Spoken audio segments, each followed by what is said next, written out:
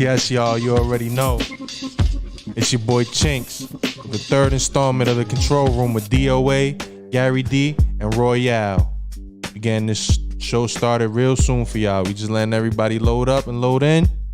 We gonna get it poppin'. Yeah.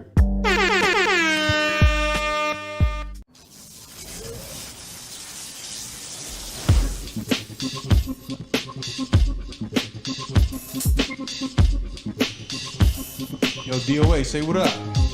Yo, what up?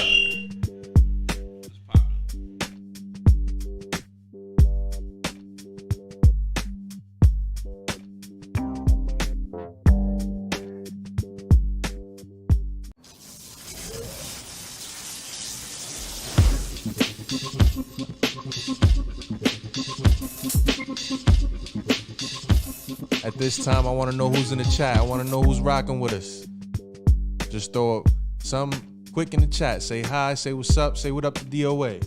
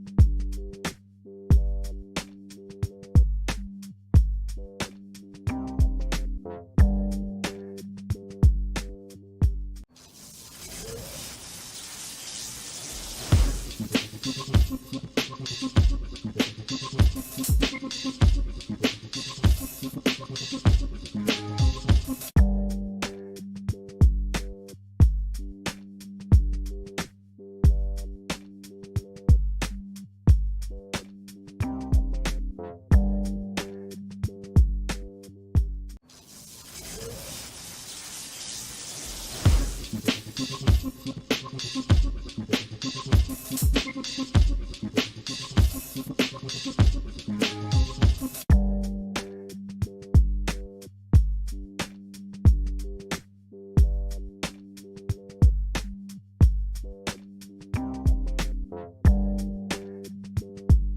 what's up, Renee. Hi, how are we doing? I didn't mean to say it like that.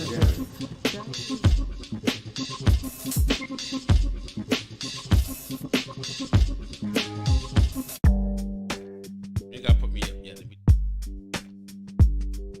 Yo, we're about to start in about 5 minutes, man. Welcome to the Control Room Podcast. Episode 3 with the dark one, the light one, and the brown one. And the real dog one. A few things to talk about. We're gonna rock out and have some fun tonight.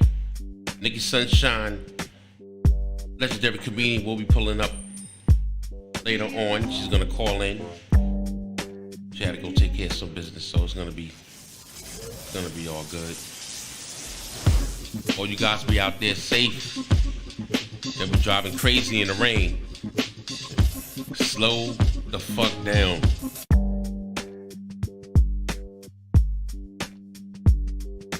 Gary Fax just walked in. Got a cup of coffee. Mature. So let's start it. Let's go. Got Chinks in the building. The control room is in the building. Chinks, Gary Fax, myself, DOA, and of course Royal. Wow, that's just for some lip gloss on. Oh Jesus. I look so bland. You ready? One, Let's go. 2. 1, 2, 3, and I need a book. welcome to the control room. Salute to everybody in the tri-state area. Chinks in the building, Miss Royale, Gary Fax, and the darkest man in New York City, DOA.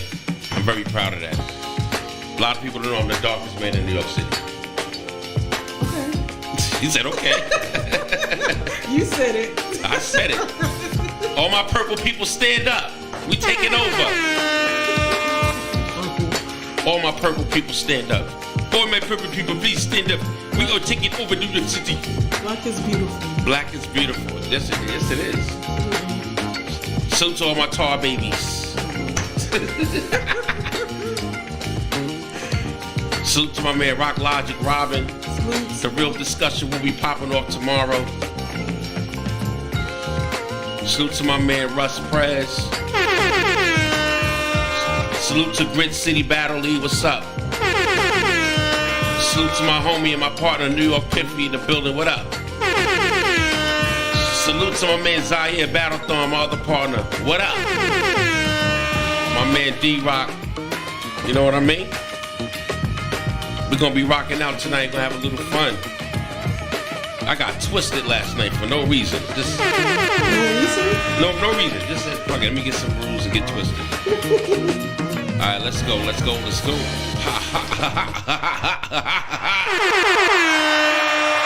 you having an old school moment? I always wanted to do that See? Wasn't it from the Sugar Hill Gang or somebody? It was somebody from back in the days, man. What's going on, everybody? How y'all feeling today, man? What up? What's up? Everything's all good? What's up, Chinks? Man, I'm doing a lot, man. Real busy today, man. Really? Yeah. We got Vincent Davis. I got a job now. All right. I got a job working for Vincent Davis, y'all. Congratulations. Congratulations. For y'all who don't know who Vincent Davis is, entertainment, y'all better do your homework. Keith Sweat. Let them know, Gary. This is your field. Vincent is one of the early hip hop labels. I mean, Vincent had Entertainment Records. There was 2 records that he put at.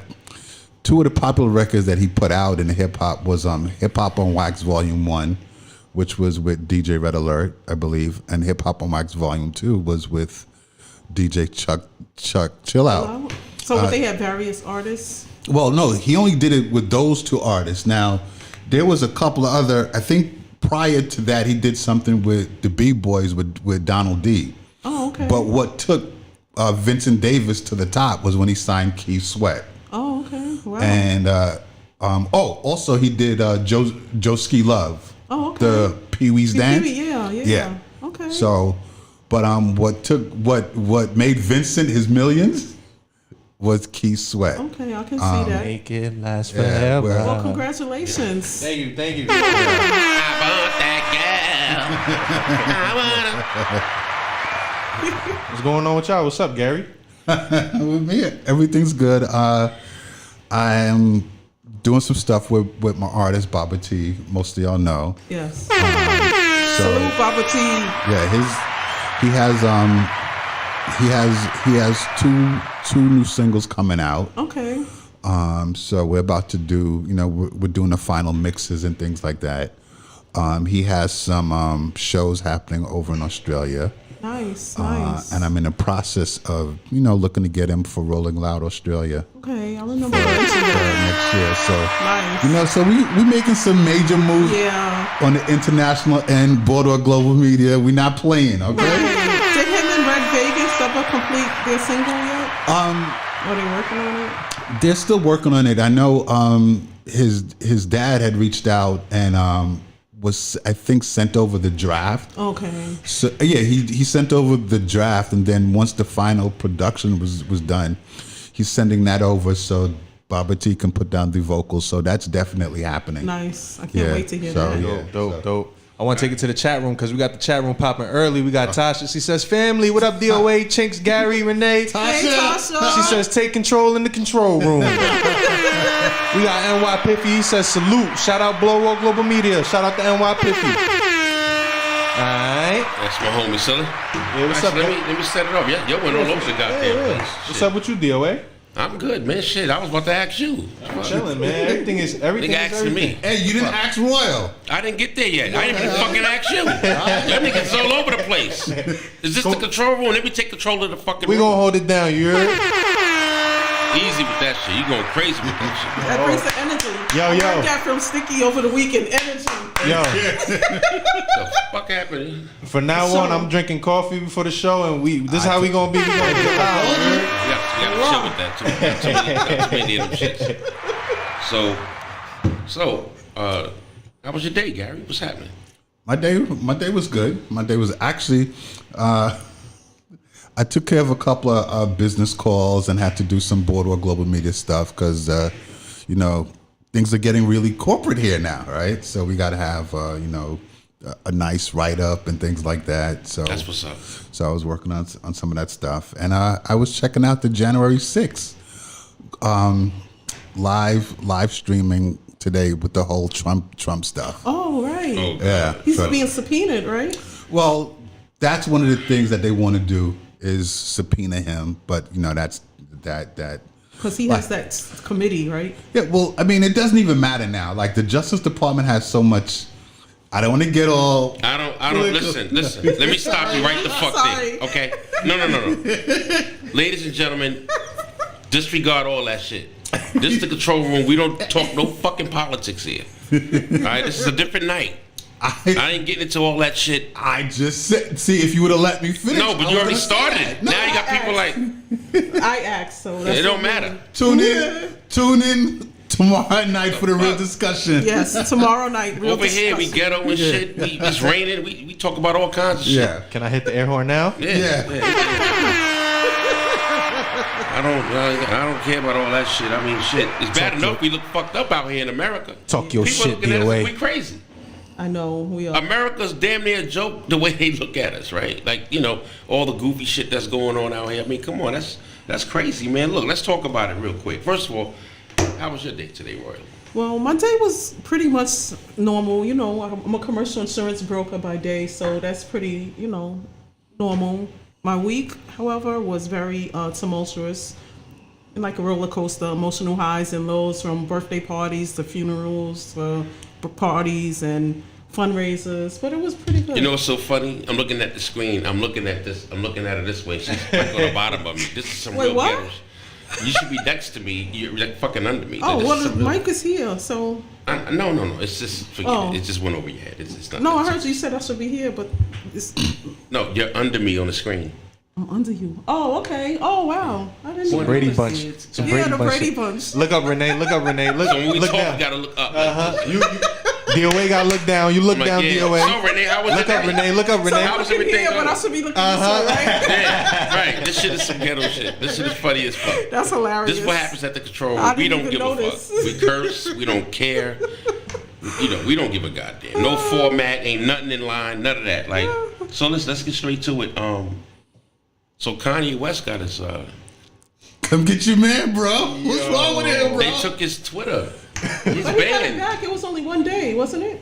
I think it was a 24-hour ban. Right. Yeah. That was it. Yeah. Yeah, it was like a nothing. 24-hour ban. What's going on with But Kanye? This dude, I mean, well, first there was the Tucker Carlson interview that he did last week. Oh, yeah, y'all yeah. gotta watch that. I heard I Y'all watched have to- part of it. I read some. Y'all gotta watch that. You meant like, to be fair, he said some stuff on there which was truth and fact. Yeah, right. facts. Yeah, right. he did. But then there's other stuff that your man wilding out, bro. Your man wilding out. Monday. So Friday he did this stuff. He also did the stuff with Puff, where he told Oh, Puff, yeah, that was hilarious. Where Puff reached out to him and was like, "Yo, I didn't think he didn't like what the whole thing that went down with the White Lives Matter shirt." And, Right. And Kanye kind of like flipped on him, like, "Yo, bro, like what? I know you got the Jews. The Jews must be having you call me and stuff like that. Are you a Fed? Right, right. right. Like, But you dude, know what was hilarious? He told Puffy, "I'm making money. Go and get you some business." I think I gotta be honest with you. Prayers go out to Kanye.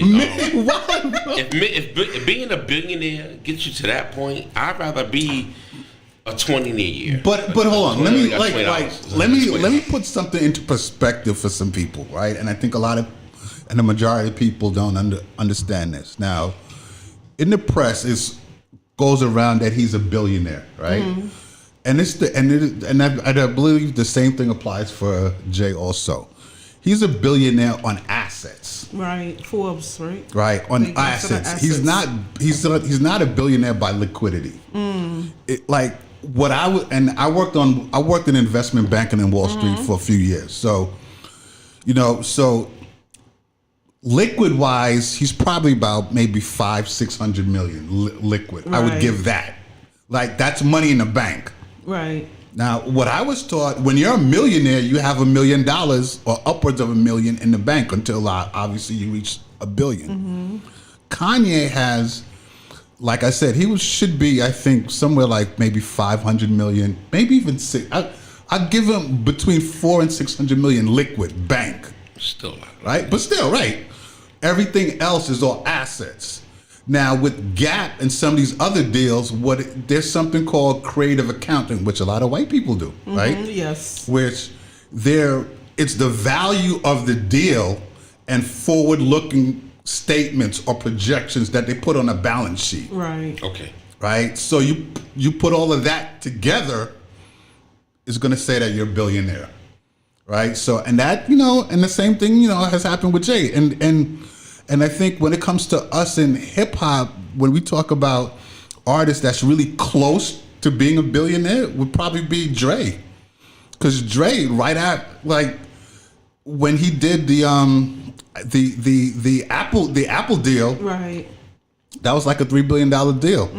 After taxes with that, he got about $800 million. Right. Liquid, right? Liquid. We know Kanye got money. But he got money that's gonna last him forever, right? Well, he's look. I mean, Gap. Hopefully. Look, Gap. Already, I'm concerned of his mental health. Well, yeah, I know. Well, but that it shouldn't. He doesn't feel that he has to do anything, or he's not doing anything wrong. Right, and you see the other interview I believe you shared, the one he did with ABC. He talks about the mental health thing. He doesn't believe that he has a mental health issue. He believes that's something that people project onto others to try to control them. That's called denial. Well, look. Yeah, that's called. But also, denial. too, let's be clear. He's a narcissist. Let's just be very clear. I think that I'm concerned. I mean, I I was very rough on him last week on a Real Discussion podcast, and I was just a little upset. I was emotional because it just appears to me that there's so many artists or former artists are beefing with each other like it's like children. Right. And they're going at each other like it's crazy. We like, have so much more going on in the earth, in the world. Mace and Puffy, P. Diddy. Now it's Diddy and Kanye. Then you got T.I. Well, Mace and Diddy still beefing because apparently Diddy canceled their tour. Did he really do that? Yeah, he did that. He did it. And then he said that Why Mace was he Olsen, able to do that, though? power. That's in the industry. There's some artists or some executives that do have that kind of power where it's like, okay, you think you. So they're gonna shut Jada down. So they're gonna for that. Like, I don't know what they're gonna do. I just know that they need to. Now you're gonna have Jada imposters running around. I gotta go. They need to really calm the storm down. Now you got people, T.I. and his son. That's another story. That's so horrible. And what else is popping? 50 Cent and his son. Yeah, that's really bad. It's getting ugly to a point where it's almost embarrassing but that's now. America now. But why? But hold on. Yeah. Here's the thing. Why is even these magazines covering 50 Cent's son? Right. Like, what is he doing with a main interview in Vibe magazine? He's hot right now, bro. They're gonna make money. They're gonna make money. This is what we talked about last week. And I think it's terrible, right? Yo, isn't his son like 25 years old? Yes. Well, And he's still getting child support? Exactly. And he's still Maybe I don't know if it's back child support. I don't know. Nah, But $6,700 it's a month. 80,000. Yeah. They said it's 80,000 a year or something like that. That's a salary for some yeah, people. but see, I think what it is with situations like that. So your dad is 50. He's worth a few $100 million. Right. So now the kids that he's around, or I guess the child stars that he's around, Diddy and all these other artists, their kids is like maybe got the Benz or it's like a competition thing, right? Right. Rick Ross just spent $10,000 on a steak for his son. That's ridiculous. How much? $10,000. $10 on a one steak? That's ridiculous. Yeah, $10,000. I mean, I'm hating right now. Just like I'm hating. Right. Like a steak that I'm you hating. put in the land. No, a steak a steak that That's was, eating of it. he spent $10,000 on a steak for his son. Of course, I guess him and his friends could have. I'm not mad that he did. I'm mad because I'm hating. Either, But this is Hater Thursdays. No, but we're not hating. my point said I'm being hating. is that I think that Speak for you. I'm hating. I think the other part with 50 Cent with his son is that the other star kids like him, it's a competition thing. Like, I want to be able to fly in a jet. I want to be able to have $100,000 But you gotta watch. repair that relationship. Right. With your But see, now here's where it gets crazy. That's dumb, Of course it is. right? Look how they, competition with lifestyles and money. So you're saying without saying. Your priorities is not intact, right? Like, he makes $80,000. Like most people. Come on, most Americans don't even make $80,000. That's true. Right? Like, he doesn't have to do nothing. Nothing. Crazy. It's embarrassing. Nothing. So, but also too, I think the other end is, that's his mom. The complaining that his mom. That's clearly his mother's talking through him. Instead of repairing the relationship Exactly. with the father. Oh, boy. Let me take it to the chat real quick. We got Amanda Emerald Faith. She Mandy. says, hey, from Australia. Hi. We got Elviana Angelina. She says, hello, everyone from Canada. Canada. Hello. We got Chris Knight in Canada. He says, hey, from Alberta. We got Tonya Courtney. She says, good evening. We got Tona. Yo-Yo Rap Review. He says, yo, I'm mine in the building. He says, Yo, what up? He says, Diddy on some bullshit, but he doesn't do anything for nothing. Yo Rap Review, he says, 50 Cent's son is delirious. Let me call in. If you got it, you got it. DOA, you stupid. Yo, you can call in. Yeah, for sure. Yo, call in. Just call my phone. You got my number.